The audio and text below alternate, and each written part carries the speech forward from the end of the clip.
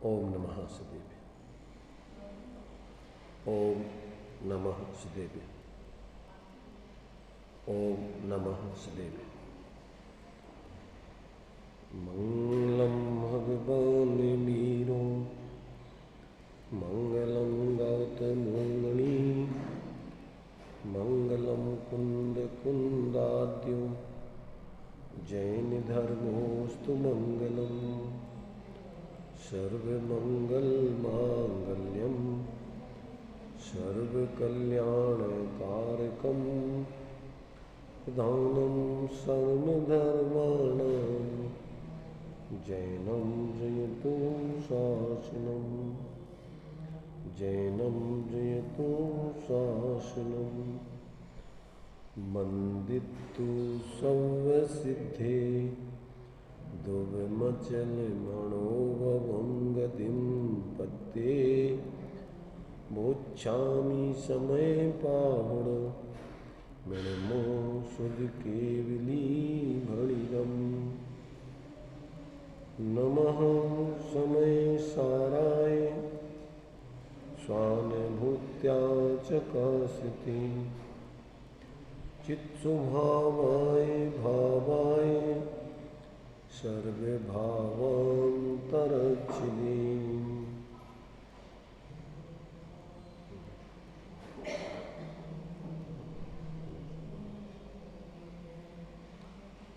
समय सार जी निर्जराधिकार गाथा 211 अपनी चल रही है। इसमें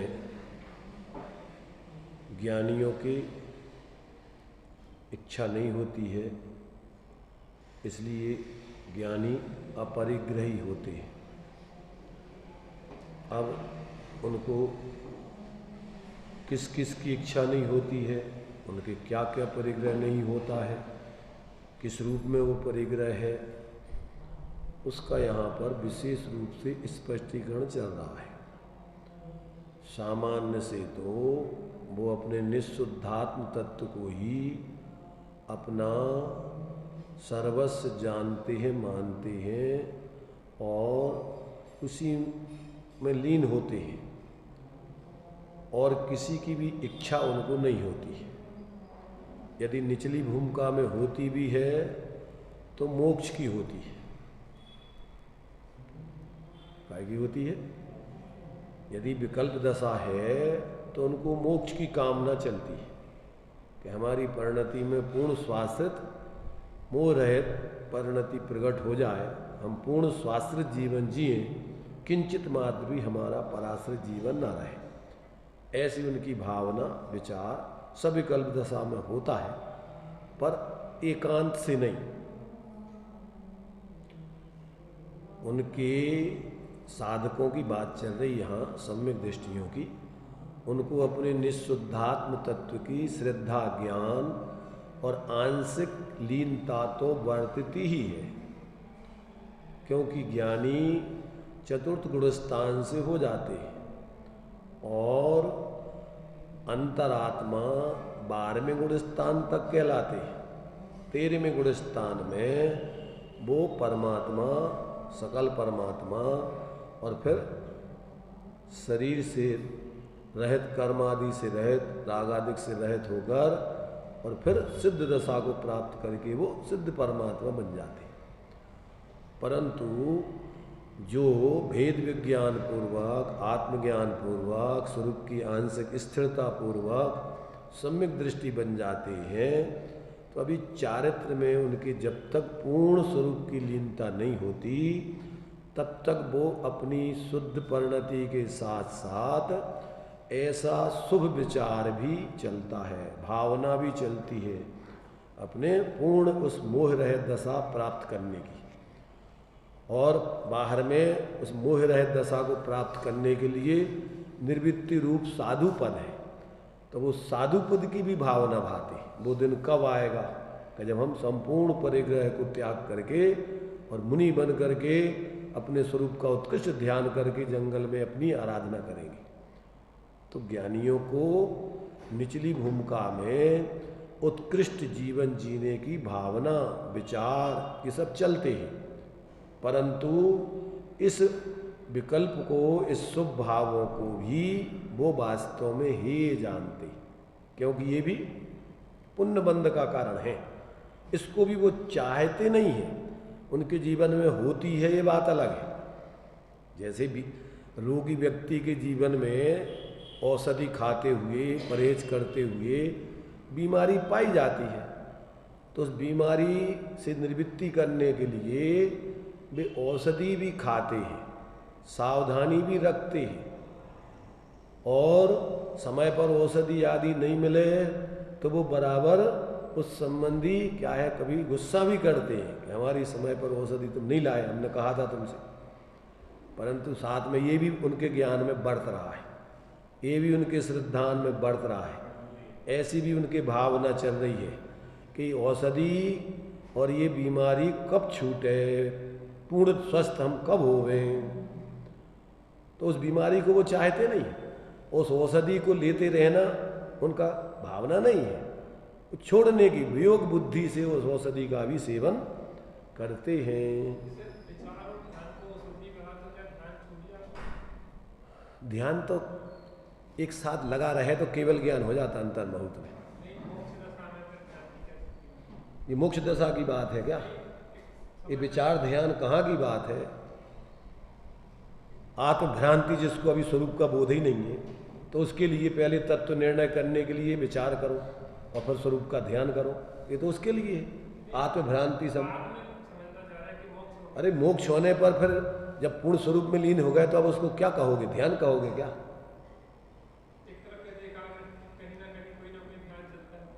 तब अरे भाई छद्मस्तों की ये बात है, सर्वज्ञ के कोई ध्यान नहीं होता है।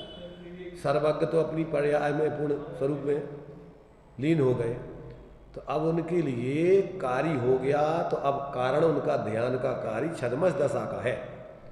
इसके बाद कोई ध्यान नहीं है, ध्यान का फल क्या हो गया? अब तो सर्वज्ञ दशा हो गई, तब सर्वज्ञ किसका ध्यान करेंगे? ऐसा कहते हैं कि सिद्धालय में सिद्ध भगवान किसका ध्यान कर रहे, तो वो अपनी आत्मा ही का ध्यान कर रहे, तो ये कहा जाएगा। परंतु ऐसा नहीं है कि जो छद्मस्त बुद्धिपूर्वक करते हैं ऐसा कर रहे हैं, तो स्वरूप में लीन है शायद। अब उनके लिए कोई ना उनका उपयोग कहीं जाता है, ना उनको लाना है। अब तो उनके ज्ञान में सकल द्रव्य के गुण अनंत पर जाए अनंता।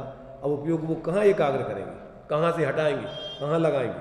अब तो कुछ उनके लिए हटाने लगाने के लिए बाकी बचा ही नहीं है।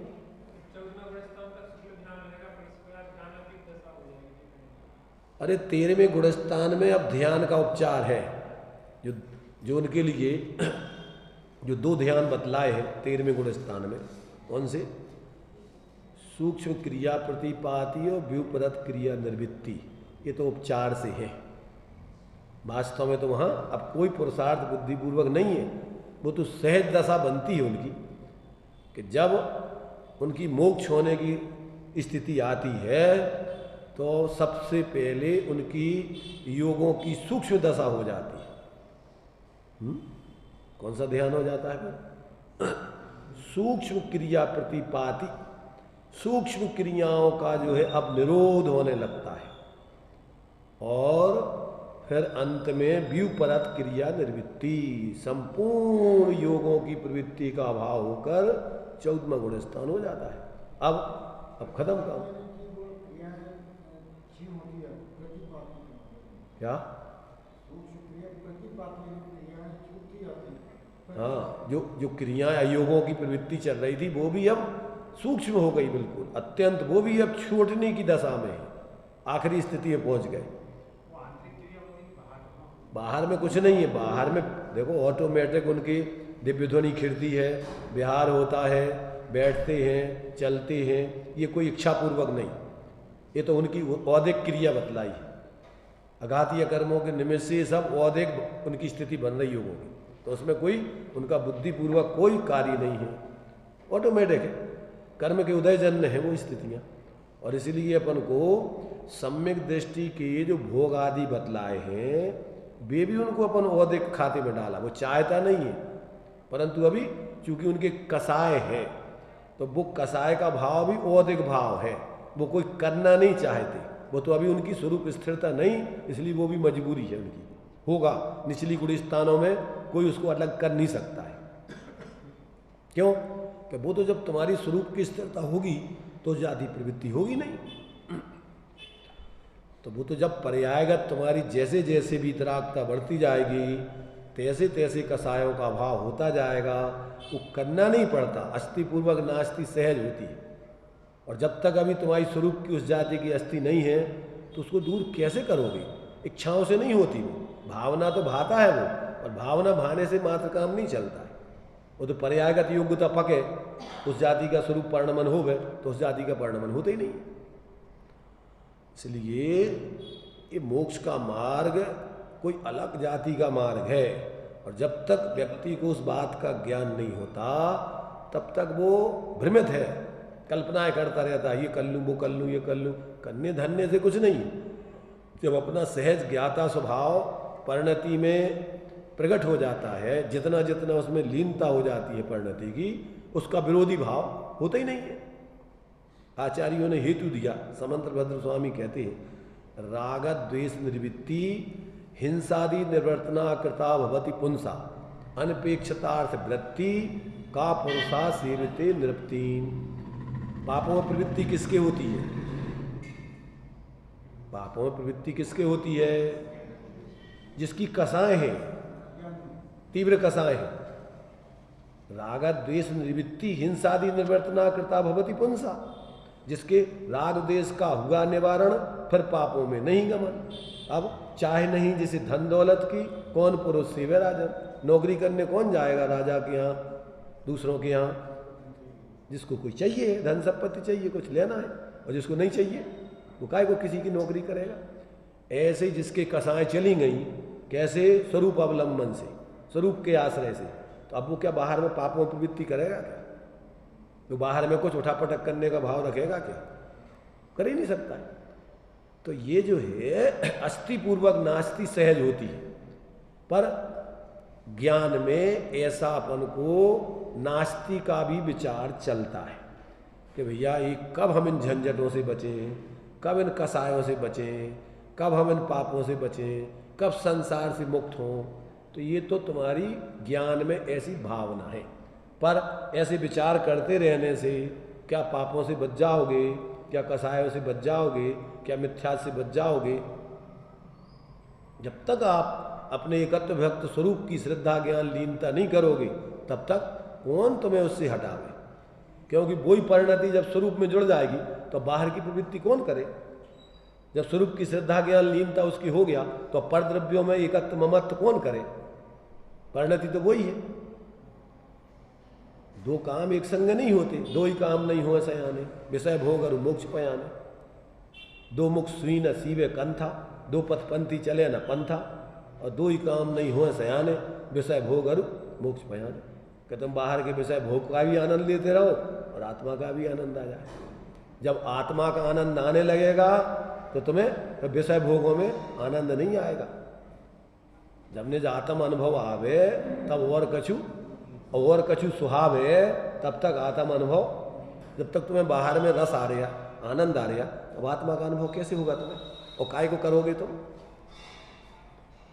इसलिए भाई समझो, ज्ञान में जब तक ज्ञान स्वरूप आत्मा को अपना स्वरूप नहीं जानोगे, मानोगे, उसमें स्थिरता नहीं करोगे, तब तक जीवन में धर्म की गंध आने वाली नहीं है। कितना भी बाहर में तुम किसी संप्रदाय में रह करके धर्म के गीत गाते रहो, आत्मा परमात्मा की बातें करते रहो, महापुरुषों की महिमा करते रहो, उनके पीछे लगे रहो, पर उससे तुम्हारा कोई कल्याण होने वाला नहीं है। तुम्हारा कल्याण तो जब तक तुम जितने ज्ञानी हुए हैं उन्होंने अपने स्वरूप आश्रय से ही मोक्ष मार्ग, मोक्ष की सिद्धि की है, पराश्रय से नहीं। पढ़ने से काम नहीं चलेगा। स्वाश्रय से मुक्ति बखानी, हमारे तेरी जग में कहानी। तो ये सब समझने के लिए सब विचार हैं, पर गीत गाते रहने के लिए, अकेले बोलते रहने के लिए तोताओं ने ऐसा नहीं। जीवन में उस प्रकार का प्रैक्टिकल प्रयोग होने चाहिए। थ्योरी समझने के लिए है और जीवन प्रैक्टिकल के लिए। फिर अपने जीवन में उस प्रकार का परिणमन करो तो तुम्हारी थ्योरी कार्यकारी। और वैसा जीवन में नहीं करो तो कितने भी गीत गाते रहो, कितनी जगह तुम प्रवचन विदेश चले जाओ और चाहे दुनिया में चले जाओ, उससे तुम्हारा कल्याण होने वाला नहीं है। तुम्हारा कल्याण तो जब तक स्वरूप आश्रय नहीं करोगे। तो जो लोग, इसलिए वो चुल्लक धर्मदास जी ने कहा तुम अकेली ज्ञानियों की बातें कहोगे तो गजब के धक्के खाओगे संसार में। ज्ञानियों की बातें धारणा में भर के और उनके गीत गाते रहो और जीवन में प्रैक्टिकल करो नहीं तो कहते संसार में बहुत गजब के धक्के खाओगे। सामान्य व्यक्ति को इतना दंभ नहीं होता है, कितना जो शास्त्रों का जानकार हो के थोड़ा दूसरों को सुनाने लगे और पुण्य का उदय आवे तो लोग उनको थोड़ा मानने लगे, तो फिर अकड़ के उसकी चाल बदल जाती है। पर साधक व्यक्ति को इसमें कोई रुचि रस नहीं है। गोष्ठी कथा कौतूहल बिगटे उदगल प्रीत नसावे, जब ने उसको बोलने में कोई रस नहीं है। बोले मजबूरी वो एक अलग चीज है, परंतु उसको बोलना कोई नौकरी धंधा नहीं है और इससे कोई मोक्ष मार्ग उसका कोई अटक जाएगा। कितने लोग हैं कि जो उपदेश देते हुए मोक्ष मार्ग में मोक्ष की सिद्धि करते हैं, बहुत कम से कम। ज्यादातर लोग तो बोलते नहीं है।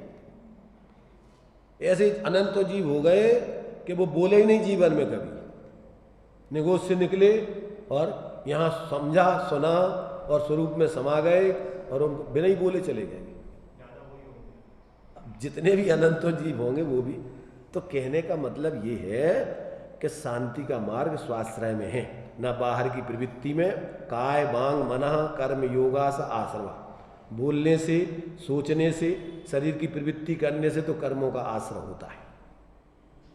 जब तक आप स्वरूप आश्रय से, इसलिए माँ चिट्ठाय माँ जंपाय माँ चिंताय, कुछ चिंतन मत करो, कुछ बोलो मत और कुछ क्रिया मत करो। क्या करो? अपम्मी बोलो, ये धर्म है।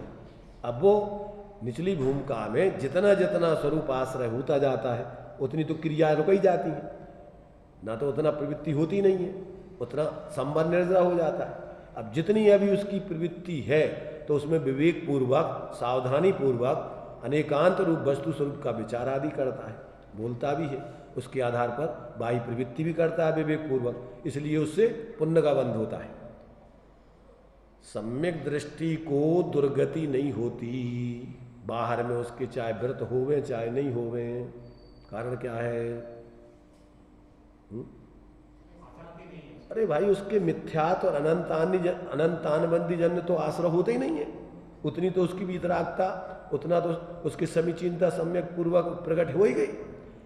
और उससे ही ज्यादातर जितने भी अपन को चतुर्गति में क्या क्या मिलता है, सब चीजें ज्यादातर अनंतानबंदी से जो 25 प्रकृतियों का आश्रय बंद होता था और मिथ्या से जो 16 प्रकृतियों का आश्रय बंद होता था, वे सारी निकृष्ट प्रकृतियां हैं। असंगी तक के सारे जीव नहीं से पैदा होते।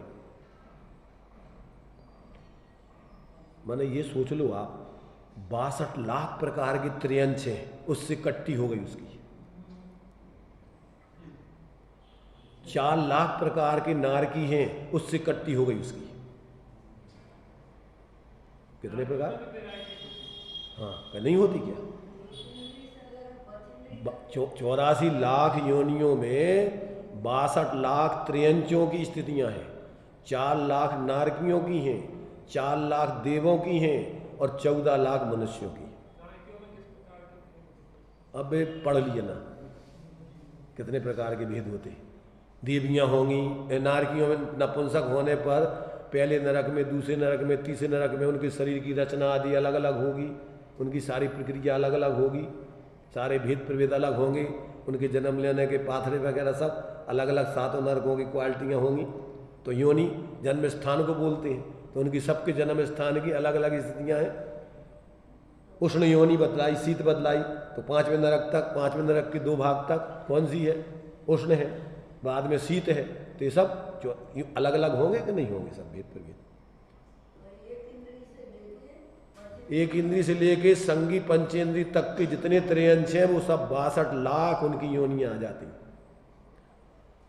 4 लाख देव, 4 लाख नारकी और 14 लाख मनुष्य, ऐसे सब 84 लाख योनियां हैं। तो अब जिसको सम्यक्त हो गया, कितनी कट्टी हो गई उसकी? 62,63,00,000 गति योनियाँ गई, 4,00,000 नरक गति योनियाँ गई, और देवों में भी निकृष्ट योनियाँ सारी गई, देवियाँ गई, भवनत्रक आदि गए, तो क्या रह गया उनके?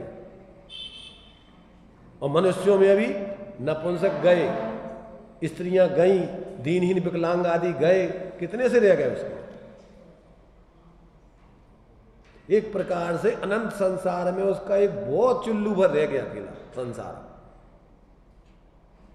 तो एक सामान्य प्रक्रिया नहीं है उसकी ये, उसके जीवन में। इसलिए अपन को तत्वार्थ सूत्र में 4 गतियों की आयुओं को बंद करने के तो सूत्र भी दिए हैं। देवगति जाने के लिए कौन सी मुख्यता से भाव हो गए तब जाता है। सराग संयम, संयम असंयम, अकाम निर्जरा, बाल तपांसी देवस्य, और वो सम्यक छोड़ दो। अभी सम्यक तो वो अभी सम्यक दृष्टि, अभी तो वेद तुम्हारी वो तो अवरत सम्यक दृष्टि में चला जाएगा।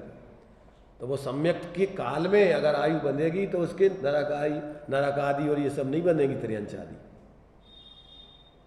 देवगति का बंध का कारण सम्यक के काल में तो मोक्ष भी होता है। तो वो सम्यक पमता तुम चाहते हो, तुम्हारे लिए अवरत सम्यक दृष्टि आदि है, तो नियम से वो आयु नहीं बंधी है और सम्यक हो गया तो नियम से देव पर्याय में जाएगा, त्रियंच और मनुष्य। तो त्रियंच गति में जाएगा तो माया त्रज्ञोन से, मायाचारी की मुख्यता से टेढ़े शरीर में टेढ़े परिणाम, टेढ़े शरीर मिलेगा। अल्पारंभ परिग्रहत्वम मानुषस्य, अल्प आरंभ अल्प परिग्रह वाला सीधा मनुष्य पर्याय में पैदा होगा।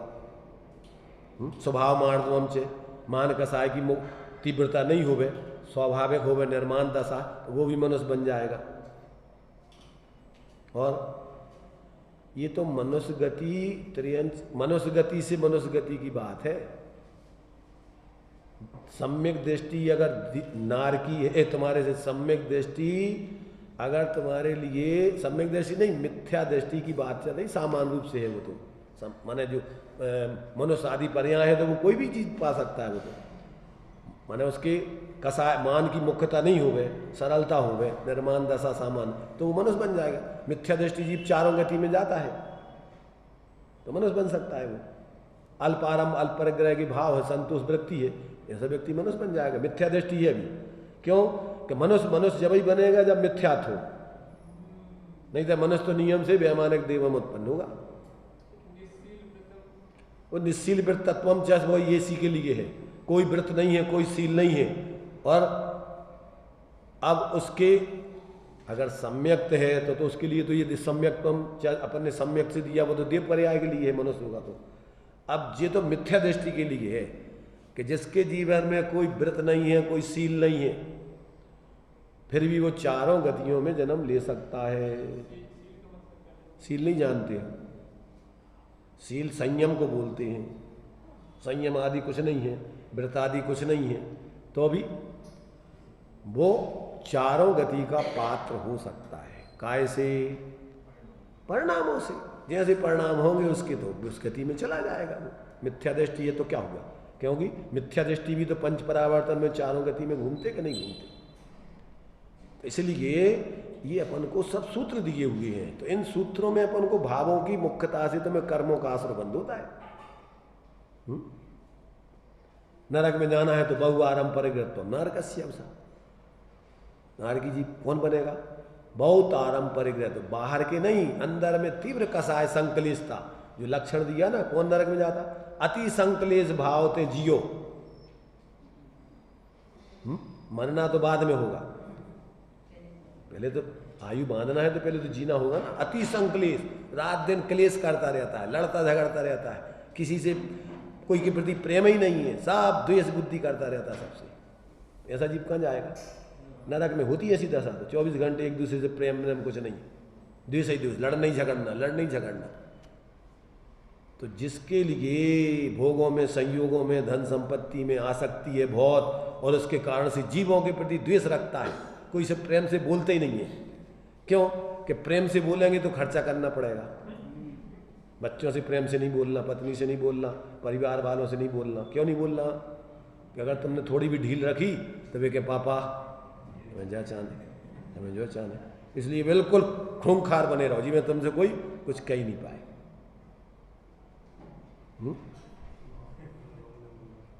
क्यों हंस रहे भाई? अनुभव तुम क्यों हंस रहे?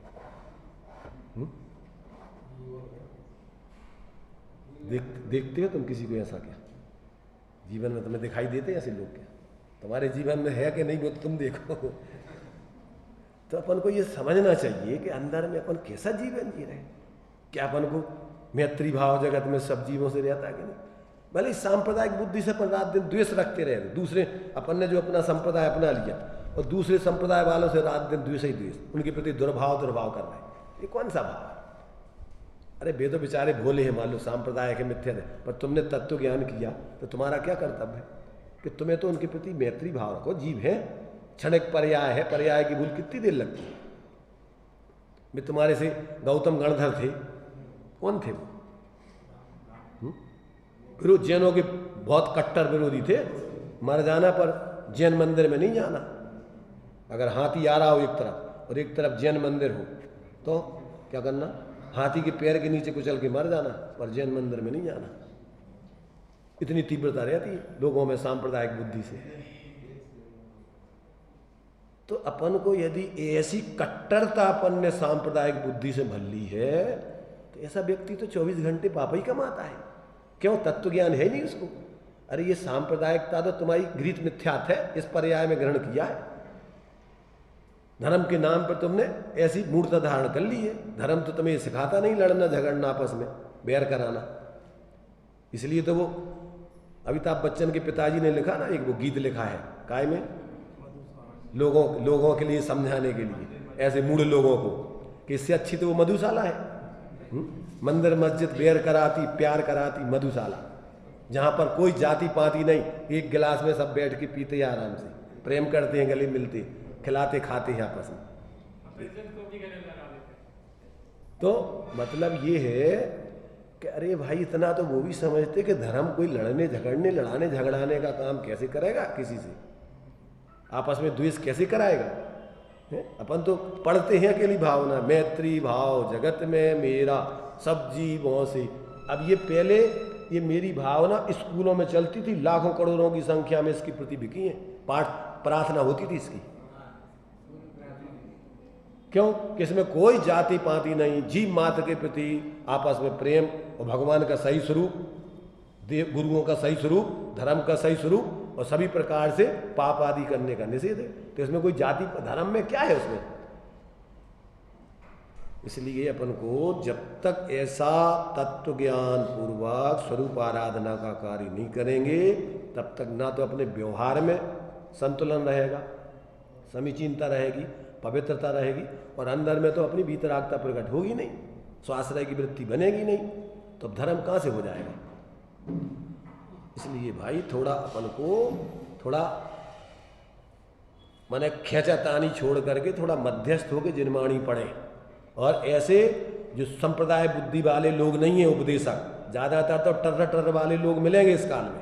पंचम काल हुंडा सरपणी काल है, अपने अपने मत के गीत गाए वाले, जो उनने संप्रदाय बना रखे हैं उसके गीत और दूसरों की बुराई और निंदा आदि करने वाले, वस्तु स्वरूप नहीं बताएंगे।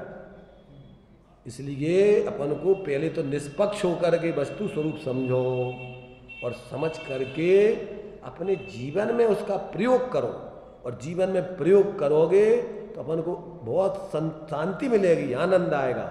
और बाहर में भी अपन कभी अपन को 4 भावनाएं दी हैं निरंतर भाने के लिए, मैत्री, प्रमोद, कारुण्य, माध्यस्थानी, सत्वाधिक क्लिश्यमान अभिनीयसु। और एक और सूत्र दिया है, जगत काय स्वभाव हुआ संवेग वैराग्यर्थम। ये 2 भावनाएं अपन को 2 सूत्र निरंतर जीवन में प्रयोग करने लायक है। कौन कौन से? मैत्री, प्रमोद, कारुण्य, माध्यस्थ। और मेरी भावना में इन्हीं सूत्रों को पिरोया है उनने, जुगल किशोर जी ने। ये इसी सूत्र का रूपांतरण है। कौन सा? मैत्री भाव जगत में मेरा सब जीवों से नित्य रहे, दीन दुखी जीवों पर मेरे और से करुणा स्रोत बहे, दुर्जन क्रूर कुमार्ग रतों पर क्षोभ नहीं मुझको आवे, साम्य भाव रखूं मैं उन पर ऐसी परिणति हो जाए। गुणी जनों को देख हृदय में मेरे प्रेम उमड़ आवे, बने जहाँ तक उनकी सेवा करके यह मन सुख पावे। हो नहीं कृतघ्न कभी में द्रोह न मेरे उड़ आवे, गुण ग्रहण का भाव रहे नित दृष्टि न दोषों पर। इतनी बढ़िया भाव, सारे जनागम का सार है मेरी भावना। जिसने राग देश कामादिक जीते सब जग जान लिया, सब जीवों को मोक्ष मार्ग का निष्प्रय हो उपदेश दिया, कोई स्वार्थ लोभ लालच नहीं। अब बुद्ध वीर जिन हरिहर ब्रह्मा या उसको स्वाधीन कहो, पर शर्त क्या है? जिसने राग द्वेष कामादिक जीते सब, वीतरागता और सर्वज्ञता जिसके अंदर प्रकट हो गई। क्यों कि दो कारणों से व्यक्ति गलती करता है, एक तो अज्ञानता से और एक कसायों से। तो जिसके जीवन में अज्ञानता चली गई और कसाय चली गई, वो भगवान है, वो पूज्य है। अब तुम्हें नाम जो रखना हो सो रख लो। 1008 नामों में अपन सब बोलते, ब्रह्मा विष्णु महेश सब बोलते अपन। तो नाम तो एक औपचारिक है, काम चलाऊ है, पर स्वरूप अपन को समझ में आने चाहिए। भगवान वीतराग होते, सर्वज्ञ होते, अज्ञानी नहीं होते, कसाई नहीं होते।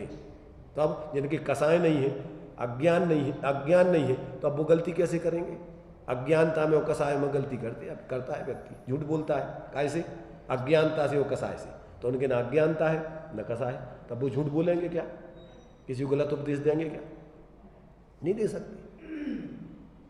तो ये अपन को जब ऐसा अंदर में जब अपना उस स्वरूप का व्यक्ति को परद्रव्यों से भिन्न अनुभव हो जाता है, उसमें स्थिरता होती है, तो जितना जितना उसका आश्रय होता जाता है उतने उतने तो विकल्प खत्म, राग द्वेष होते ही नहीं, उतना उतना अतीन्द्रिय आनंद परिणति में निरंतर बढ़ता है।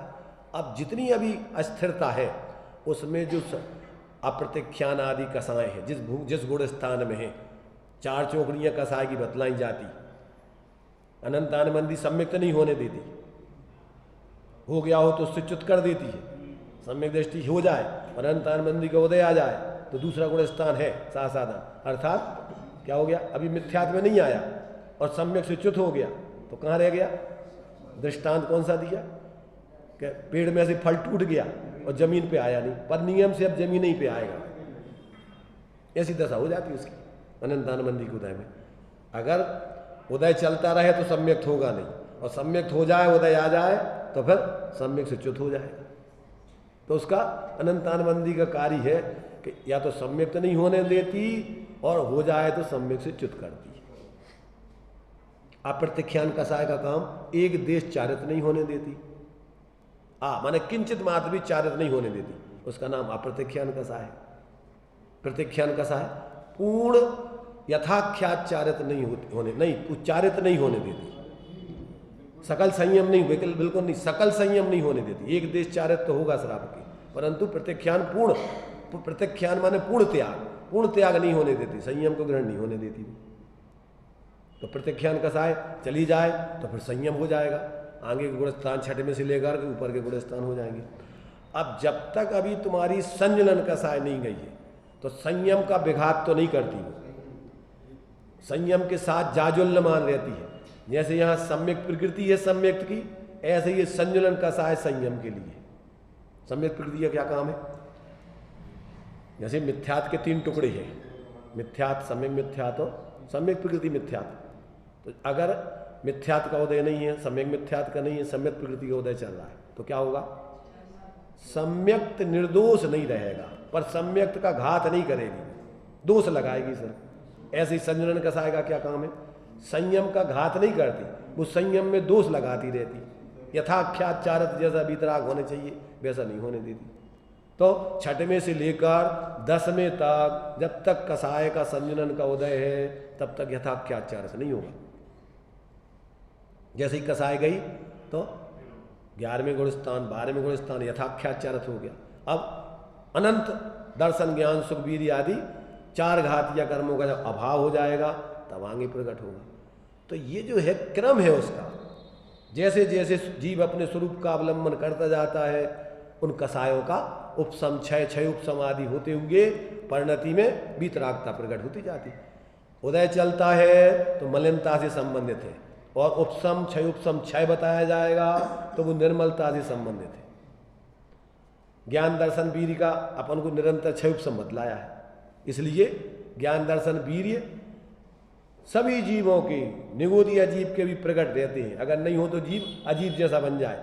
अगर उनका ज्ञानावरण का पूर्णोदय आ जाए, दर्शनावरण का हो जाए, अंतराय का, तो उसका आत्मा का अस्तित्व ही पता नहीं पड़ेगा, उसका स्वरूप बिल्कुल प्रकट ही नहीं होगा। तो क्षयोपशम में उसका स्वभाव प्रकट रहता है, पर सर्वघाती प्रकृतियों का अनुदय रहता है, सत्ता में रहती है। क्या होता है? वो सत्ता में बनी रहती है, उदय नहीं होता है उसका। और उपशम में सत्ता में तो रहता है कर्मों का, परंतु उदय नहीं होता है, उपशम दब गई है। और क्षय में उसकी सत्ता में से नाश हो गया है। तो ये सब निमित्त नैमित्तिक संबंध से करणान योग में सारी चीजें अपन को बतलाई हैं।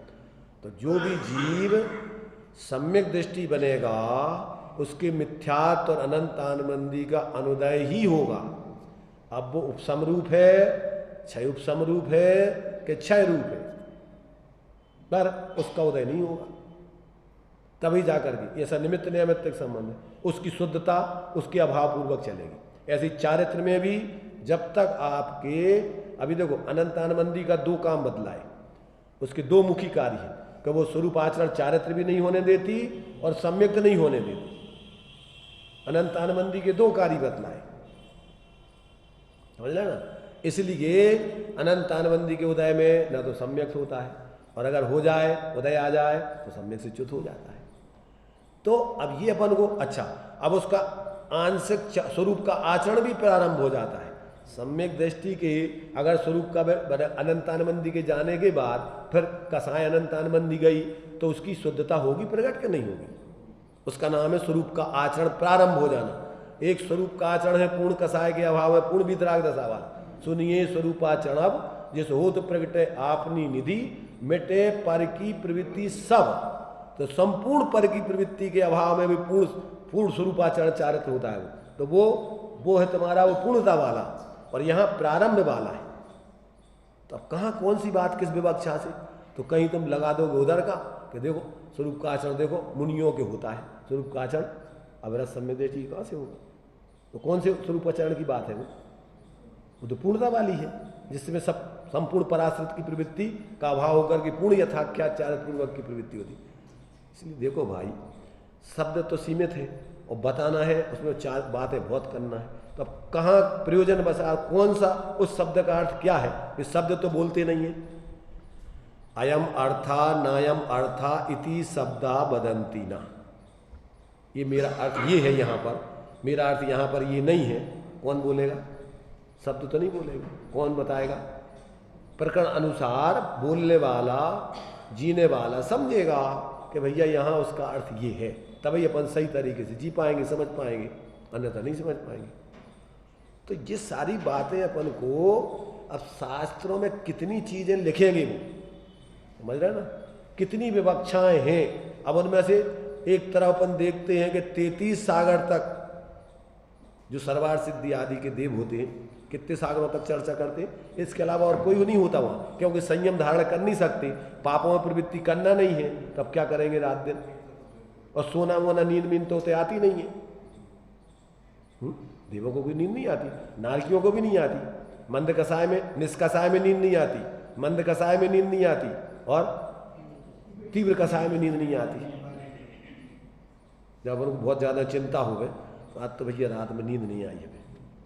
क्यों भैया, क्यों नहीं आई? क्या तुम मुनिराज हो क्या? नींद महाराजों को नहीं आती। क्यों? कि उनके भीतरागता के संग संजुलन कसा है, प्रमाद ज़्यादा होते नहीं है उनको। क्यों नहीं आई तुम्हें नींद? अरे क्या बताएं हम, आज हम पता नहीं, इस सल्ल हमारे लिए पता नहीं ऐसी सल्ल चल रही है, वो निपट नहीं जाए तो वो बार बार वही दिमाग में आती रहती। काहे की सल? तुमने स्वामित्व का पर का कर्तव्य तो स्वामित्व सिर में बैठा रखा है कि हम नहीं करेंगे तो होगा नहीं ये कार्य। कोई भी मकान बनाना, बच्चे की शादी करना, बच्चे की शादी करना, अथवा कोई और बीमारी हो गई है तो अब वो कैसे दूर हो। अब कुछ आर्त और ध्यान के भेद है ना, इष्ट वियोगज, अनिष्ट संयोगज, पीड़ा चिंतन, निदान। अब आगे की योजना बन रही है कि अब कैसे होगा अपना ये आगे का कार्यक्रम। कोई बीमारी हो गई तो अब रात दिन ये बीमारी कैसे दूर हो गई। पीड़ा चिंतन होता रहता, मरे जा रहे भैया, इतनी परेशानी है। तो बीमारी तुम्हारी नहीं है, वो किसकी है? वो तुम्हारी बीमारी तो ये तुम्हारी उसमें एकत्व बुद्धि है कि जब हमें बीमारी हो गई, कैंसर होगा, टीबी हो गई, फलाना होगा, किसको होगा? आत्मा का कैंसर तो मिथ्यात्व है, टीबी अनंतानबंदी कसाय है। तो अब तुम अपने स्वरूप का अंदर में क्या करो? अनुभव करो, ज्ञान श्रद्धान करो, निर्णय करो। ये सब बाहर की बीमारी तुम्हारी वैसे ही बनी देवे तो और नहीं देवे तो कोई समस्या नहीं, तकलीफ नहीं होगी तुम्हें। अपन देखते महापुरुषों को भी हो जाता है। सनत कुमार चक्रवर्ती जब मुनि बन गए थे तो उनके लिए क्या था? शरीर में कोढ़ हो गया, 700 वर्षों तक रहा, पर उनको कितनी तकलीफ थी। देवों ने आगे, लोग कहते हैं भैया साधुओं को कोई तकलीफ नहीं होती, कैसी बीमारी आ जाए, तो देव आकर परीक्षा करने आ गए कि देखें भैया उनको कैसे तकलीफ नहीं है। तो अभी वैद्य बन करके घूमने लग गए, किसी को कोई रोग शोक हो, परेशानी हो तो हमारे पास सब औषधि है। अब भी अपने ध्यान में, चिंतन मनन में उनको कोई मतलब नहीं। अब वो आकर कह रही भैया तुम्हें कुछ बीमारी है का? कि हमें कोई बीमारी नहीं है, और अगर है हमारी बीमारी तो तुम्हारे पास उसकी औषधि नहीं है। हमारी बीमारी तो जन्म मरण की है, हमारी बीमारी तो आकुलता, कसाय की आकुलता की है। तुम्हारे पास कुछ दवाई होते दे दो, खा ले। है कछु आकुलता दूर करे एक दवाई कोई के पास, वैद्यों के डॉक्टर के पास। तो भैया बा दवाई तो तुम्हारे पास है, बा दवाई को तो हम भी आपके पास आए हैं। तो मतलब ये है कि जिसको अंदर में अपने उस स्वरूप का ज्ञान श्रद्धान अनुभव होता है, लीनता होती है, उसको बाहर में कछु नहीं चाहने, उसको कोई चिंता नहीं बाहर की, कोई अपेक्षा नहीं। क्यों? कि अपनी वस्तु अपने में पूर्ण है, तो अकेले बोलने के लिए नहीं कि मैं हूँ अपने में स्वयं पूर्ण, पर कि मुझ में कुछ गंध नहीं। अब ये बोलने सुनाने के लिए नहीं, ये समझ के जीने के लिए, प्रयोग करने के लिए। ऐसा जब अपन करेंगे तो अपने लिए कोई शल्य नहीं, कोई चिंता नहीं। तो ये बात यहाँ चल रही कि ज्ञानियों के जीवन में अपने को छोड़ के बाकी किसी की इच्छा नहीं होती उनको। तो अब सामान्य से तो इतना कह दिया, अब विशेष रूप से कौन कौन की इच्छा नहीं होती? तो कहते हैं उनको पुण्य की इच्छा नहीं होती, उनको पाप की इच्छा नहीं होती है। अब ये 211 गाथा में अपन ने ये पढ़ा था कल, उसकी तात्पर्य वृत्ति रह गई थी और एक अतिरिक्त गाथा उसमें दी। देखिए इसको पढ़ते, 412 पेज। अपरिगहो अनिच्छो भणिदोणाणी न निच्यति अधम्मम। अपरिग्रही कहा गया है, वह कौन है जैसे अपरिग्रही कहा गया है? तो कहते जो अनिच्छुक है, जिसको कोई इच्छा नहीं होती है, वो अपरिग्रही कहा गया है।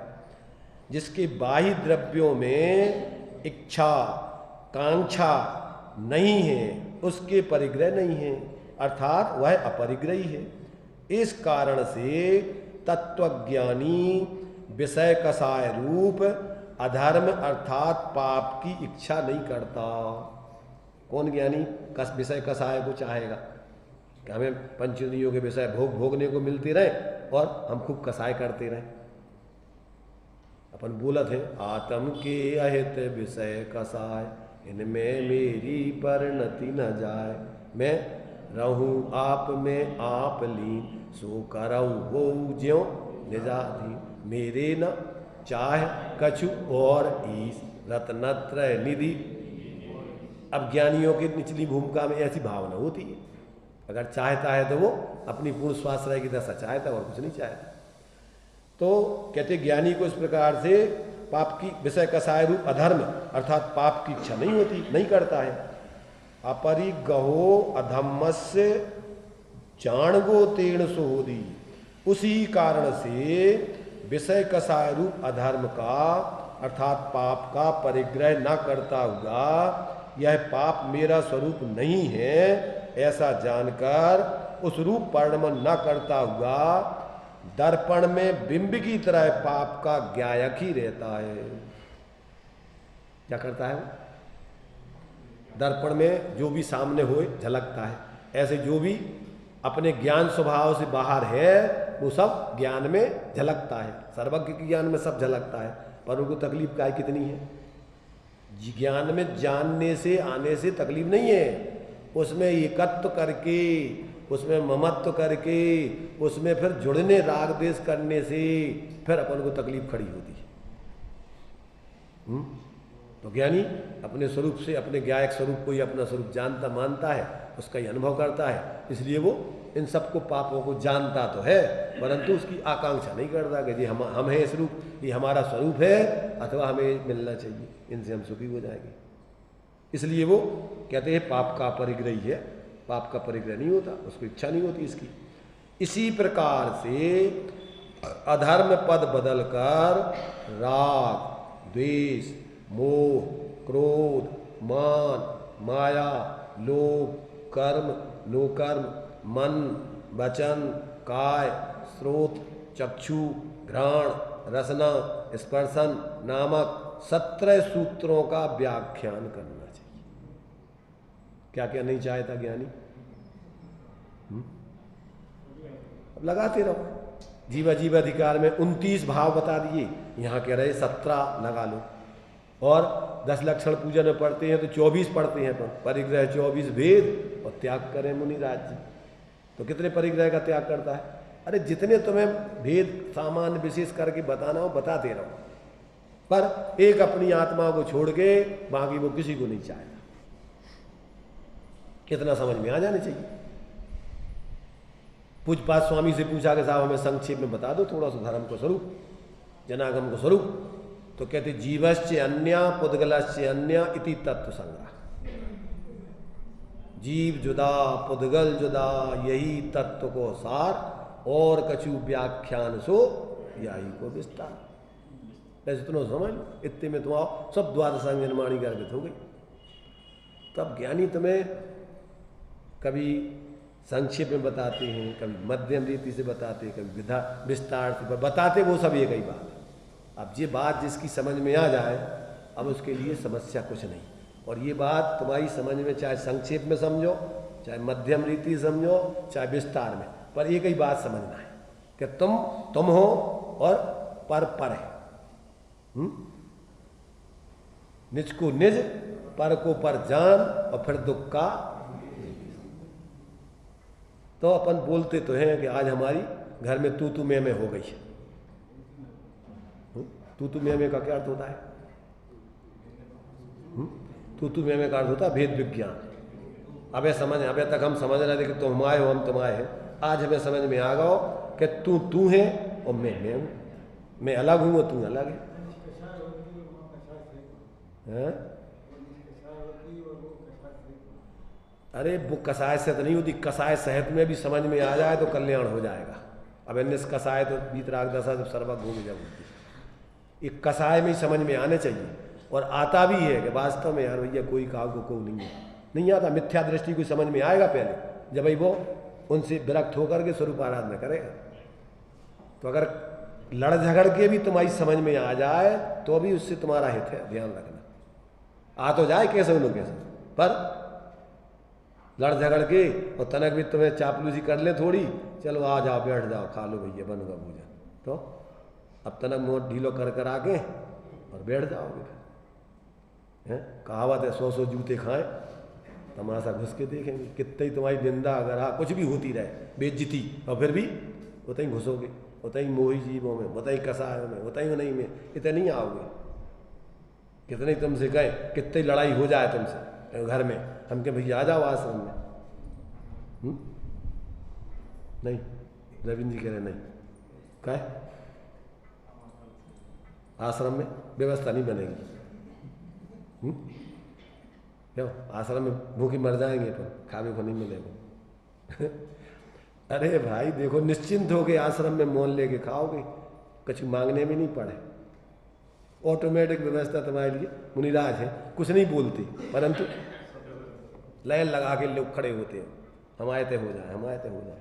और उनको कछु आसक्ति नहीं है, अगर जरूरत नहीं है तो थोड़ा सा पानी पियो चले जाए, एक आध चीज ले ली। अब आदिनाथ भगवान ने 500 धनुष को शरीर और गन्ना को थोड़ा सा रस पी लो, और 1 साल से उनने भोजन नहीं करो तो 6 महीने ध्यान में खड़े रहे, लगभग 13 महीना कुछ दिन हते, और बस थोड़ा सा क्या लो, गन्ना को रस लो और वापस चले गए। तो मतलब ये है कि जिसको तत्व ज्ञान हो जाता है उसको बाहर की चिंता नहीं होती। ये व्यवस्थाएं उदय प्रमाण जहाँ बनना है, कहीं चले जाओ दुनिया के किसी कोने में, व्यवस्थाएं बनती हैं, उदय से बनती है। तुम्हारी कल्पनाओं से तुम्हारे परिग्रह इकट्ठा करते रहने से थोड़ी बनेंगी।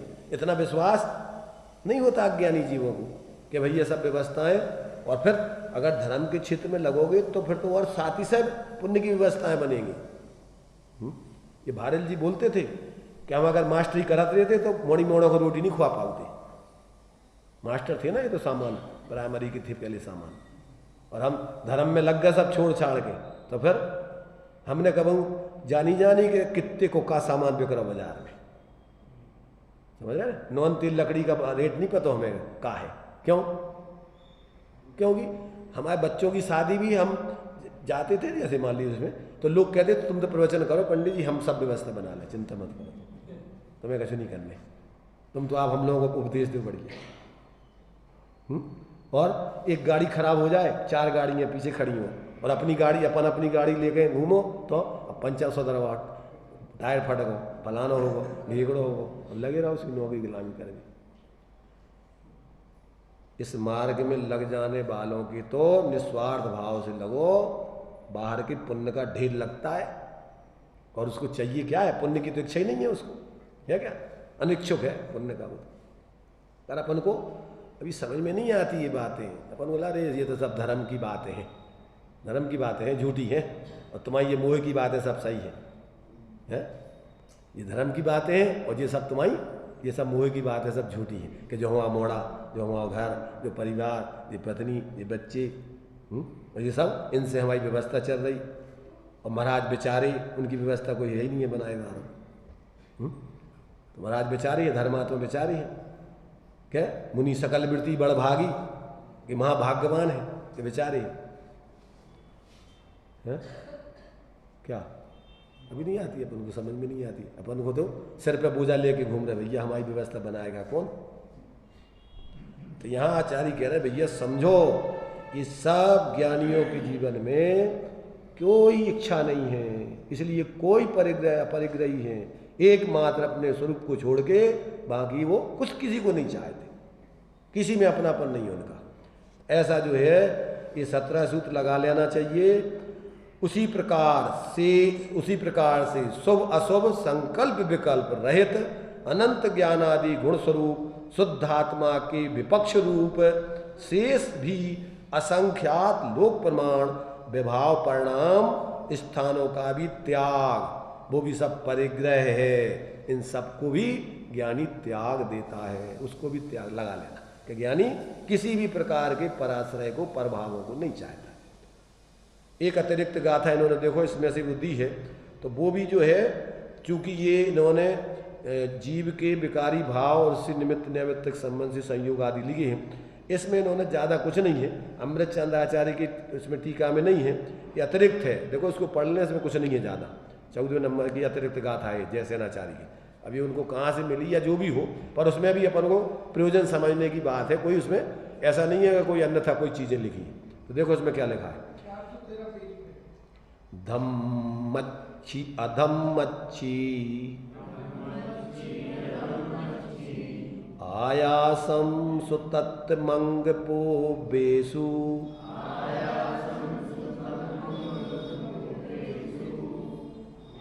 आयासं सुतत्मंगपो बेसु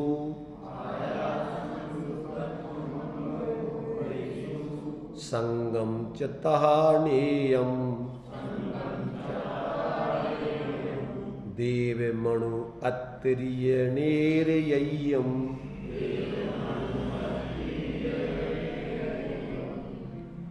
देखो इसमें क्या कह रही है, धम्मच्छी अर्थात धर्मास्तिकाय, अधम्मच्छी अर्थात अधर्मास्तिकाय, आयासम माने आकाश, सुत्त मंग पुब्बेसु अंग और पूर्व, ये 11 लिख दिए हैं, 11 नहीं है उसमें, 9 पूर्व भी नहीं है, नीचे टीका में लिखा हुआ है।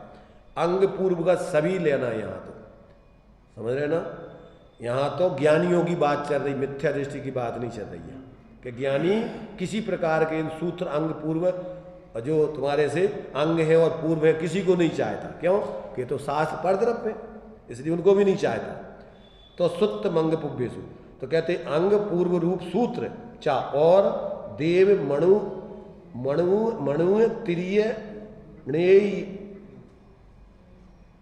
तिरिय और नेरियम, और देव मनुष्य त्रयंच और नारकी नरकादि नरियम, तो देव मनुष्य त्रयंच नारकादि पर्याय तथा तहा संगम, संगम माने और किसी भी परिग्रह को, 24 प्रकार का संपूर्ण परिग्रह, नियम ज्ञानी के ज्ञेय मात्र है, वो किसी प्रकार उसको नहीं चाहता।